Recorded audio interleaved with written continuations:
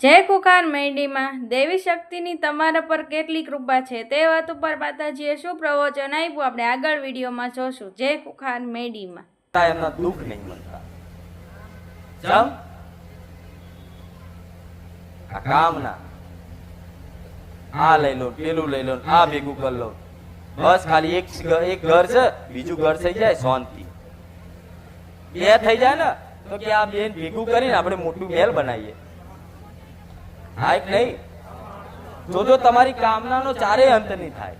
થશે તો કે માં અમારે 10 લાખ રૂપિયા દેવું છે, ભરાઈ જાય એટલે બસ હું કહું જા આશીર્વાદ 15 દાડામાં 10 લાખ રૂપિયા દેવું ભરાઈ ગયું.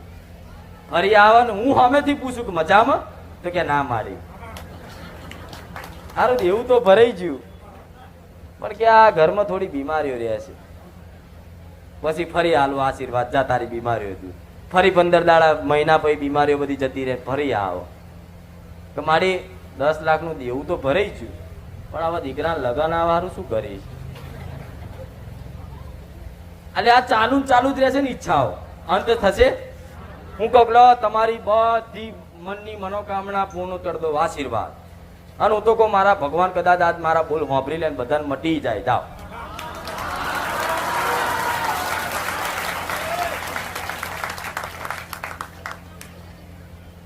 તોય તમે આવતા રવિવાર આવશો. બોલો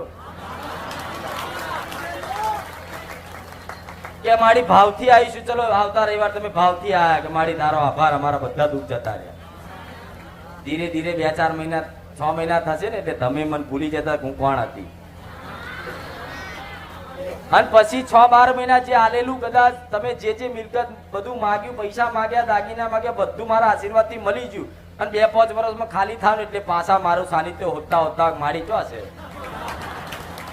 આવો કે નહીં? એટલે હું એવું હાલવા માંગુ છું કે જે તમારે એને જો માગવાની જરૂર નહીં પડે, એને કહેવાની જરૂર નહીં પડે.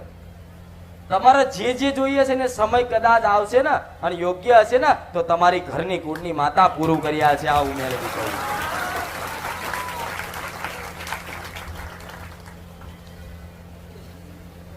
હું એ હાલવા માંગુ છું, પણ છતાંય આજના મનુષ્ય માયા તો ખરા જેવી માયા છે નહીં.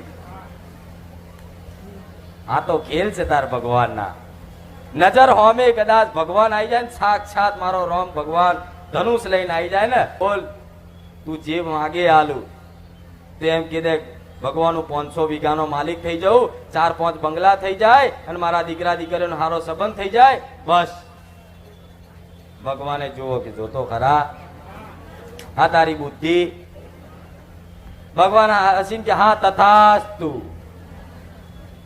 થઈ જાય, બધું થઈ જાય. તો આ તમે જે માગ્યું ને એ મળ્યું જ છે. કોણ કે છે નહીં મળ્યું? આજથી 10-20 વર્ષ પહેલા કદાચ તમને ખાવાના ઠેકાણા નહીં હોય અને આજે તમે હારું હારું ખાઈ શકો છો. તો પહેલા તમે શું માગ્યું માતા જોડે? એ આજ પૂરું કર્યું છે એને. આવું મેલડી કહું છું. તમારી ઘરની માતાની કૃપા થઈ જ છે, પણ એની બાજુ દ્રષ્ટિ નહીં જતી. સારું થઈ જાય એટલે કે મેં કર્યું, ખરાબ થાય એટલે કે માતા તું નડી. થાય કે નહીં? તું નડી. અને સારું થાય એટલે કે નોકરી કરું છું, પગાર આવ્યો છે, સારો મળ્યો છે, મહેનત કરી છે, પોલીસ બન્યો છે, મહેનત કરી છે, ડોક્ટર બન્યો છે. પણ મહેનત તો તારા જેવા જેટલાય કરે છે, પણ ડિગ્રીઓ લઈ લઈને ઓટા મારે છે કે મારી નોકરી હલાવો. જો બધાને પોતાના મહેનતનું મળી જતું હોત ને તો આજ મંદિરો લાઈનો ના હોત ના હોત. પણ મહેનત જોડે જોડે તમારી કુળની માતાના અને મારા જેવી માતાના જેને માનતા હોય એના આશીર્વાદ જોઈએ. તારે તમે જે લક્ષ્ય ધાર્યું છે, તમે જે મહેનત કરી છે એનું ફળ મળે. હું જાણું છું આમાંથી કઈક દીકરા દીકરીઓ એવા છે જેને ખૂબ મહેનત કરી સરકારી નોકરી મેળવવા, સારી નોકરી મેળવવા, સારી પોસ્ટ લેવા, ડોક્ટર બનવા, વકીલ બનવા, મહેનત રાતોની રાત વાંચી, એટલું બધું વાંચન કર્યું કે આંખોમાંથી પાણી નીકળી જાય, ઊંઘ આવી જાય, છતાંય તે કદાચ જાગીને મહેનત કરી. એવા કઈક દીકરા દીકરીઓ આ દીકરીઓ લઈને રખડે છે. ખોટી આશા નહીં આલું, પણ વિશ્વાસ રાખજો. તમે મહેનત કરીને પાસ સમ નહીં થયા, એનું કારણ એક જ હશે, તમારા પોતાના મહેનત ઉપર, પોતાના પરિશ્રમ ઉપર તમને અભિમાન હતું કે મેં આટલી મહેનત કરી છે ને, હું પાસ થઈ જઈશ. પણ એ જ કદાચ મહેનત પરિશ્રમ કરીને તમારી કુળની માતાને કીધું હોય ને કે માં મહેનત મારી, આશીર્વાદ તારા, ખાલી આટલું કીધું હોત ને તો આજ મારી જોડે માગણી ના કરવી પડે. કોઈ દુકાન કરતું હોય, કોઈ લારી કરતું હોય, કોઈ નોકરી જતું હોય, અલગ અલગ બધાના વ્યવસાય ધંધા હોય. હું તો કોઈ દુકાન કરતા દુકાન ચાલુ કરવા ના હોય ને, તાર માતાને ખાલી દીવો કરો ને તો દીવો કરીને એટલું કે માં ઘરાકઈ તું બની નાય અને વેપારી તું બન, માં તારે ચલાવવાની, હું તો આ બેઠો, જો પછી તમારી દુકાનો ચાલુ થાય. લાઈન લાગે, લાઈન ગ્રાહકોની લાઈન પડે. કોઈ નોકરી કરતા હોય ને તેમ કે માં હું તો ખાલી નિમિત્ત બની અને હું અહીંયા આવ્યો છું, પણ માં જો તું મારી માં તારા આશીર્વાદથી મને આ નોકરી વ્યવસ્થિત મળી હોય ને તો માં આ નોકરીની જવાબદારી તારી મારી નહીં.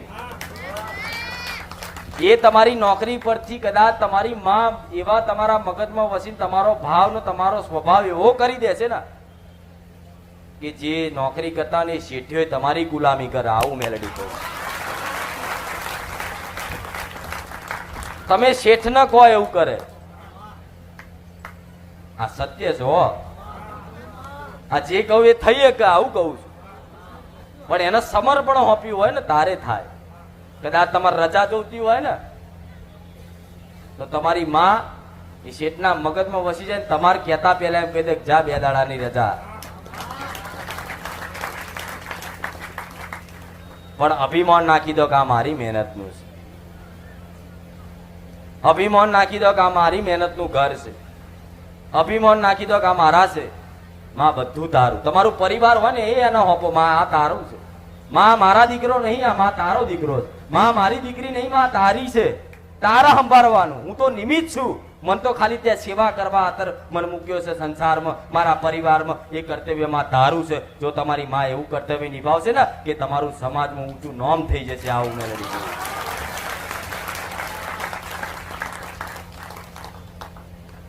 આ કર્તવ્યો ખાલી નિભાવો ને તોય તમે સુખી જ છો.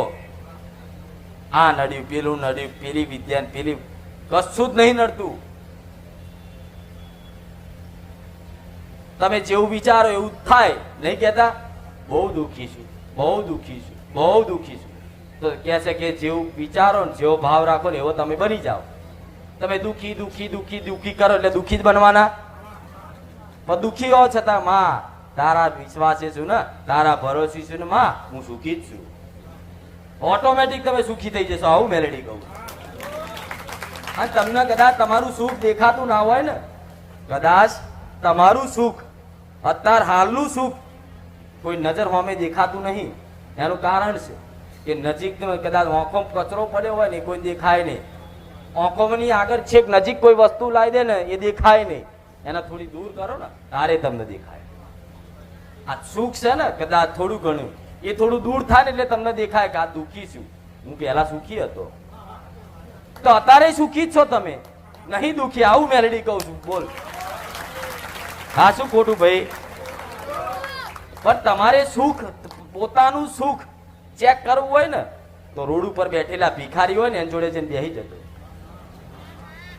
જેના 2 ટાઈમના રોટલા હખેથી નહીં મળતા, માગીને ખાય છે, એની જોડે જઈને અડધો કલાક બેસી જતો. તમને અંતર આત્માથી પોતાના સુખની અનુભૂતિ થશે અને ભગવાન માતાજીનો તમે આભાર માનશો. હે ભગવાન, તારી દયાથી મારી આવી તો દશા નહીં ને.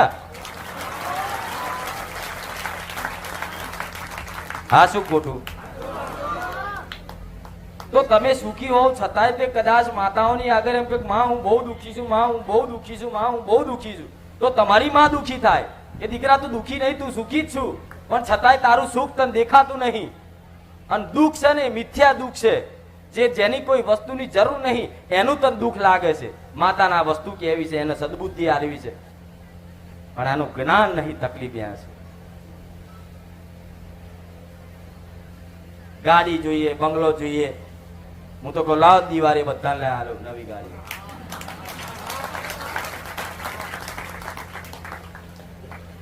પણ હું એવું કહું છું કે એની જરૂર નહીં, જરૂર પડશે એટલે ઓટોમેટિક લાવી આલું.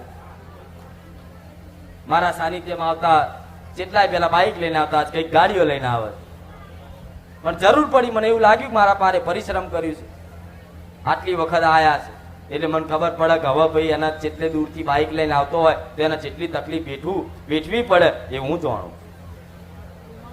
એ મને દયા આવે, કદાચ મારા આશીર્વાદથી એ માગે નહીં, છતાં એને ગાડી લઈ આલું. લે દીકરા, પણ એ દીકરો એવું વિચારે કે ગાડી તો લઈ આલું, પણ ડીઝલ પણ પૂરે, હું ડીઝલે પૂરી આલું.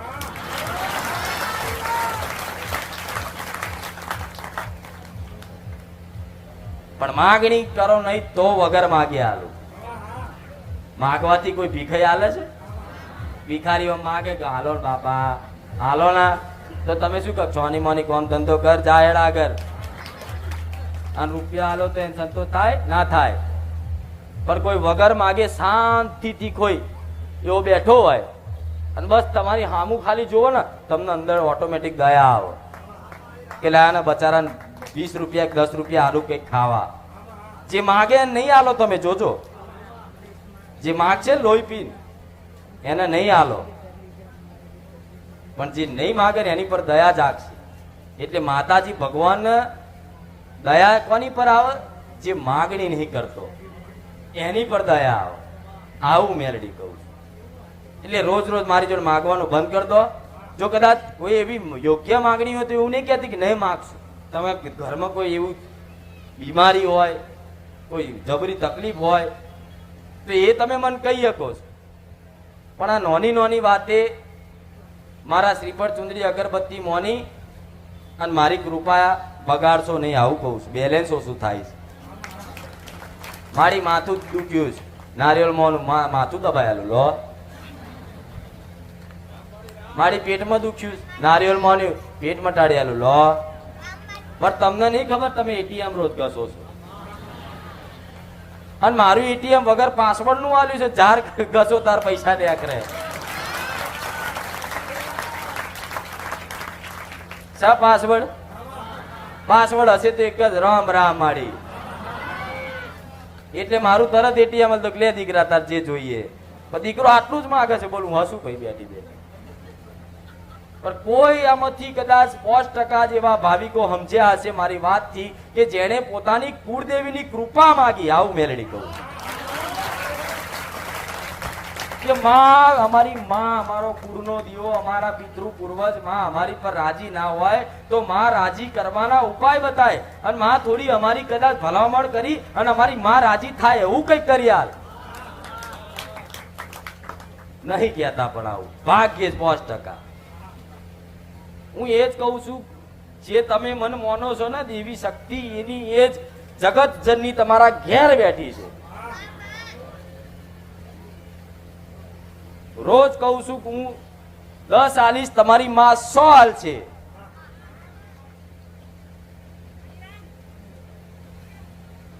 તોય તે નહીં મને ગુરુ માનો છો ને, તો ગુરુ જોડે સલાહ લેવી હોય ને તો કહે છે કે ગુરુની ખૂબ સેવા કરવી પડે, એમના પગ દબાવવા પડે, એમના હારું હારું ખવડાવવું પડે, એ કેમ કરવું પડે. હું તો એ માતા છું, હું નહીં કહેતી કે મારા પગ દબાવો, મારા સાનિધ્યમાં સેવા કરો. બસ હું એ જ કહું છું, ખાલી બેહીન શાંતિથી મારી વાત સાંભળો.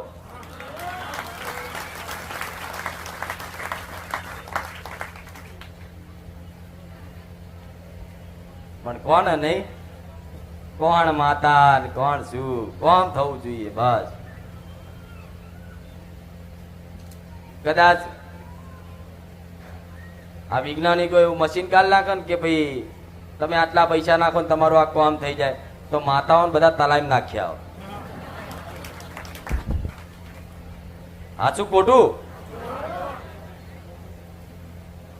માતાઓ જો કદાચ મારવાનું બંધ કરી દે ને તોય આજનો માણસ હો ઘેર બેઠી હોય ને ખીજાય ને એટલે પોતાની કુળની માતાને ઉઠાવો ફોટો બોટો બધું જા તને પૂજવાનું શું કોમની તું કશા કોમની નહીં લે એના કરતા હું નાસ્તિક થઈને ફરી ફરી તલાઈ નાખી દે પણ માતાઓ મારે છે ને એટલે બધા ડર છે કે હારું ફોટો બોટો પધરાય આવીશ ને હારું માતા ભૂખા કાઢશે તો એટલે 50%